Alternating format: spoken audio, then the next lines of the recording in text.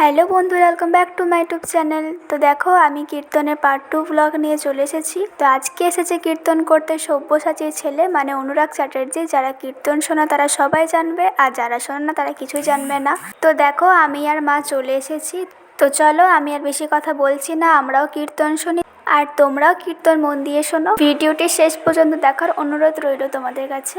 মানুষ হতে চাই, তাই ভগবান যুগে যুগে মানব রূপ ধারণ করে আমাদের পৃথিবীতে নিয়ে এসেছেন। এই মানুষ জন্ম পাওয়ার আগে আমরা কতবার জন্মগ্রহণ করলাম জলজ প্রাণীতে, মানে সাপ হলাম, ব্যাঙ হলাম, কুমির হলাম, মাছ হলাম, কিন্তু মুক্তি পেলাম কবে? তোমাদের সকলের বাড়িতে আছে মায়েরা, তোমরা সন্ধ্যাবেলায় বাজাও কিনা শঙ্খ বা শাঁখ। যেদিন আমরা শঙ্খ রূপে বা শাঁখ রূপে জন্মগ্রহণ করলাম আর শঙ্খটা আমার গোবিন্দ সেবাই বেজে গেল, সেদিন আমাদের জলজ প্রাণী হতে মুক্তি হয়ে গেল। তারপর কতবার জন্মগ্রহণ করলাম আমরা উদ্ভিদ রূপে, মানে গাছপালা রূপে, আম গাছ, জাম গাছ, কাঁঠাল গাছ, পেয়ারা গাছ, অনেক গাছ হলাম, কিন্তু মুক্তি পেলাম কবে? যেদিন হিন্দু সনাতনীর ঘরে আমরা তুলসী বৃক্ষ রূপে জন্মগ্রহণ করলাম। গোবিন্দকে সেবা দিতে কি লাগে? তুলসী পাতা আর একটু গঙ্গার জল। মহাজন বললেন, তোমার বাড়ি যদি তুলসী পাতা নাও থাকে, গঙ্গার জল নাও থাকে, মন তুলসী, মানে মনটাকে তুলসীর মতো পবিত্র করতে হবে। আর জল তো ভগবান দিয়েই দিলেন, দক্ষিণ নয়নে গঙ্গার জল, বাম নয়নে যমুনার জল। এই দুটোটা নয়ন জল দিয়ে দিনান্তে একবার হাবুর প্রাণ গৌর বলে ডাকতে পারি, ভগবান তাকে জন্ম জন্মান্তরে কৃপা করবেন। তাই গৌর প্রেমান্বিত। ব্যাংকে টাকা রাখলে যেমন টাকার সুদ পাওয়া যায়, আপনি যদি ব্যাংকে টাকা রাখেন 1 মাস, 2 মাস, 3 মাস, 1 বছর পরে হলেও টাকার সুদ পাওয়া যাবে। তেমনি ভক্তির ব্যাংকে যদি হরি নামের টাকা রাখেন, যদি আপনার সুদের সময় হবে, জম আসার আগে পরমানন্দ গোবিন্দ আপনার হাত থেকে ধরে পার থেকে ওপারে নিয়ে চলে যাবে। যেদিন আপনার তুলসী বৃক্ষ রূপে জন্মগ্রহণ করলাম আর তুলসী বাজারে আমার গোবিন্দ সেবাই লেগে গেল, সেদিন আমাদের উদ্ভিদ জন্ম হতে মুক্তি হয়ে গেল। তারপরে কতবার জন্মগ্রহণ করলাম আমরা পাখি রূপে, টিয়া পাখি, কাকাতুয়া, ময়না, চড়ুই, অনেক পাখি হলাম, কিন্তু মুক্তি পেলাম কবে? ন্যাশনাল বার্ড, জাতীয় পাখি ময়ূর। যদি ক্যালেন্ডারে শ্রীকৃষ্ণের ছবি দেখেন বা মন্দিরের ভেতরে শ্রীকৃষ্ণের বিগ্রহ দেখেন, আচ্ছা বলো তো মায়েরা, কৃষ্ণের মাথাতে কিসের পাখা? ময়ূরের পাখা।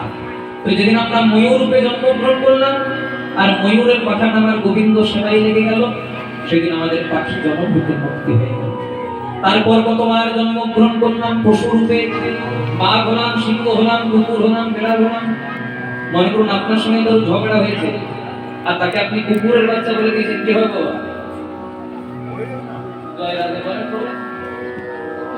আপনাকে ঘরে যেতে দেবে না, দরকার হলে ওই যে 4 পয়েন্টে চৌরঙ্গি ওই থানাতে একদম ঢুকিয়ে দেবে। কিন্তু আপনার সঙ্গে কারো ঝগড়া হয়েছে, তাকে আপনি কুকুরের বাচ্চা না বলে বাঘের বাচ্চা বলে দিয়েছেন, তাহলে বলে বোধহয় আমার মতো জ্ঞানী পুরুষ জগতে কেউ নাই। কিন্তু আমরা এটা বুঝলাম না যে বাঘের বাচ্চাই বলুক আর কুকুরের বাচ্চাই বলুক, শেষমেশ দুটোই জানোয়ার। তাহলে বাঘ হলাম, সিংহ হলাম, কুকুর হলাম, বেড়া হলাম, কিন্তু মুক্তি পেলাম কবে? যেদিন হিন্দু সনাতনীর ঘরে আমরা গাভী রূপে জন্মগ্রহণ করলাম। যদি ধরতে যান তাহলে মানব জন্মের চেয়ে পবিত্র জন্ম গাভী জন্ম। যদি বলেন কি করে, গাভীর মলমূত্রটা গোবিন্দ সেবায় লাগে, সেটা কিন্তু মানুষের লাগে না। তাহলে যার মলমূত্র গোবিন্দ সেবাতে লাগলো সেটা কম দামি জন্ম না, কিন্তু গাভীর মলমূত্র গোবিন্দ সেবাতে লাগলেও গাভী বদন দিয়ে হরির নাম বলতে পারলো না। যেটা ভগবান দিলেন আমাদের মতো একটা মানব জন্ম, যে জন্ম আপনারা পেয়েছেন, যে জন্ম আমি পেয়েছি, আরো 4-5টা মানুষের জন্ম পেয়েছে। কৃষ্ণ ভজিবার করে সংসারে চাইব, মিছে মায়ায় মত্ত হয়ে দুঃখ সমূহ। তাই রজনীকান্ত সেন বলেছেন না, কবে শীত মরু ছাড়িয়া যাইব, তোমারও সালো নন্দনে, কবে কাপিত চিত করিব শীতল, তোমারও করুণা চন্দনে, কবে এই মরু তবে কৃষিই মরু ছাড়িয়া যাইব তোমার রসাল নন্দনে। সারা জনম আমার করতে করতে, আমার ছেলে, আমার মেয়ে, আমার গাড়ি, আমার বাড়ি করতে করতে, অর্থের পেছনে ছুটতে ছুটতে আমরা পরমার্থের সন্ধান পেলাম না। কবে আমার দেহটা, এই জীবাত্মা তোমার পরমাত্মায় গিয়ে মিলিত হবে, কবে তোমাতে হয়ে যাব আমার আমি হারা। তোমার নাম নিতে নয়নে বহে ধারা। জয় রাধে। যাওয়ার কথা শুনলে কার না ভালো লাগে? ভালো লাগে না মেয়েরা? এই যেমন ধরুন আমাদের যত কীর্তন শেষ হবে আমাদেরও আনন্দ হবে, আমরা বাড়ি যাবো। আপনাদেরও যত কীর্তন শেষ হবে আপনারা মনে মনে চিন্তা করবেন কতক্ষণে ঘর যেয়ে ঘুমাতে পারি। জয় রাধে। কিন্তু সবার আনন্দ লাগে? সবার আনন্দ লাগে না। মনে করুন কারো ৮০-৯০ বছর বয়স হয়েছে, নাতি বলছে দাদু কবে টিকিট কাটবে? তখন দাদু বলবে আগে ছোড়া নিজের টিকিট কাট, তারপর আমার টিকিট কাটবে। মানে যাওয়ার কথা শুনলে সবার আনন্দ লাগে না, কিন্তু যারা প্রকৃত ভক্ত তাদের কিন্তু আনন্দই লাগে। তার প্রমাণ আমরা পেয়েছি হরিদাস ঠাকুর। হরিদাস ঠাকুর যেদিন জানতে পারলেন যে মহাপ্রভু এবার তার লীলা সম্বরণ করবেন, সেদিন মহাপ্রভুর চরণ দুটিকে জড়িয়ে ধরে বলেছিলেন, হে মহাপ্রভু, আমার একটা ইচ্ছা, তুমি যাওয়ার আগে আমি যেন তোমার নাম নিয়ে যেতে পারি। নয়নে হেরিব তোমার রাধা বদন, জিহ্বায় উচ্চারিব হরি কৃষ্ণ মহামন্ত্র নাম। এই মতো আমার ইচ্ছা মিটাই জীবন। কবে তোমাতে হয়ে যাব আমার আমি হারা। তোমার নাম নিতে নয়নে বহে ধারা। আমার দেহ শিহরিবে, ব্যাকুল হবে প্রাণ, বিপুল পুলক স্পন্দনে। কবে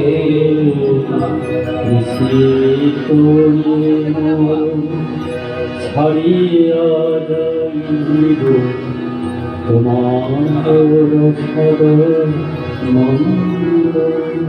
আবার এটা এক জায়গায় বলেছে, আবার আরেক জায়গায় আরেক পদকর্তা বলেছে, সারাদিন করেছি মাগো সঙ্গী লয়ে ধুলোই খেলা, এবারে ধুলো ঝেড়ে কোলে নে মা, এসেছি গো সকাল বেলা।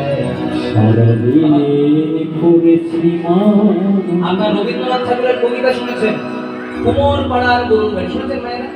কুমোর পাড়ার গরুর গাড়ি বোঝাই করা কলসি হাঁড়ি, গাড়ি চালাই সঙ্গে যায়, হাট বসেছে বক্সিগঞ্জে। আপনার ভালো কবিতা কথাটা কেন বললাম? কুমোর পাড়ার গরুর গাড়ি, খুব সুন্দর মানে আছে। খড় মাটিতে কুমোর যেমন ঠাকুর গড়ে, রক্ত মাংস দিয়ে ভগবান ৩.৫ হাতের একটা মানব দেহ গড়ে। কুমোর পাড়ার গরুর গাড়ি মানে এই যে দেহ গাড়িটা, বোঝাই করা কলসি হাঁড়ি। গাড়িটা ফাঁকা নাই, কলসি হাঁড়ি আছে। কি দর্শনেন্দ্রিয়, ষড়রিপু কাম ক্রোধ লোভ মোহ মদ মাৎসর্য, পঞ্চভূত খ্যাতি অব মরুণ তেজ বোম, ত্রিগুণ সপ্তগুণ তমগুণ রজগুণ, মানে ২৪ তত্ত্বে বোঝাই করা কলসি হাঁড়ি। গাড়ি চালাই বংশী বদন।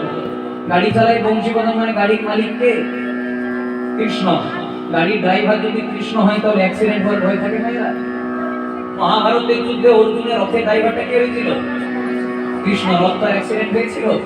তাহলে গাড়ি চালাই বংশী বদন মানে গাড়ির ড্রাইভার আমরা গোবিন্দকে করেছি, কিন্তু সঙ্গে একজনকে বসিয়ে দিয়েছি, সঙ্গে যাই ভাগ্নে মদন। মদন মানে কামনা, মদন মানে বাসনা, মদন মানে লোভ, মদন মানে লালসা।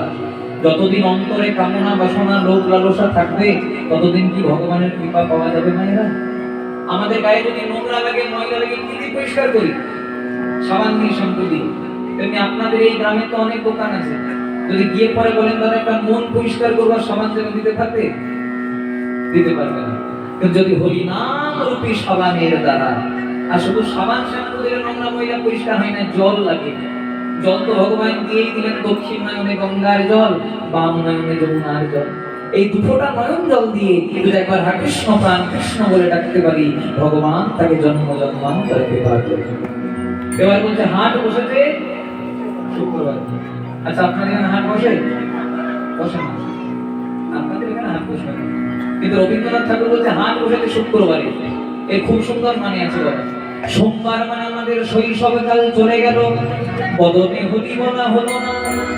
মঙ্গলবার মানে আমাদের কৈশোরকাল চলে গেল, বদনে হরি বলা হলো না, বুধবার মানে আমাদের যৌবনকাল চলে গেল, বদনে হরি বলা হলো না। বৃহস্পতিবার মানে আমাদের প্রাপ্ত বয়স চলে গেল, মানে ছেলে মেয়ে বাবা মা নাতি নাতনি এমনি ভাবতে ভাবতেই সময় চলে গেল। ততদিনেও আমাদের ভগবানের কথা মনে পড়লাম। ভগবানের কথা মনে পড়লো কবে? বার্ধক্যকালে, মানে শুক্রবারে। আর যতদিনে ভগবানের কথা মনে পড়লো ততদিনে ভগবানের খেলা সাঙ্গ হলো। তাই সবাই মিলে গাইবো, ভজ গৌরাঙ্গ কহ গৌরাঙ্গ কহ গৌরাঙ্গের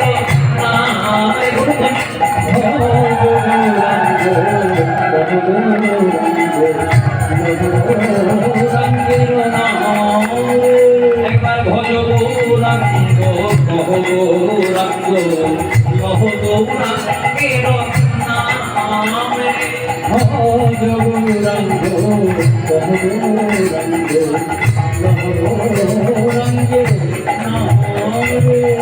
যে জনা গৌরাঙ্গ হতে সে হয় আমার প্রাণে, যে জনা গৌরাঙ্গ হতে সে হয় আমার প্রাণে, যে জনা গৌরাঙ্গ হতে সে হয় আমার প্রাণে, যে জনা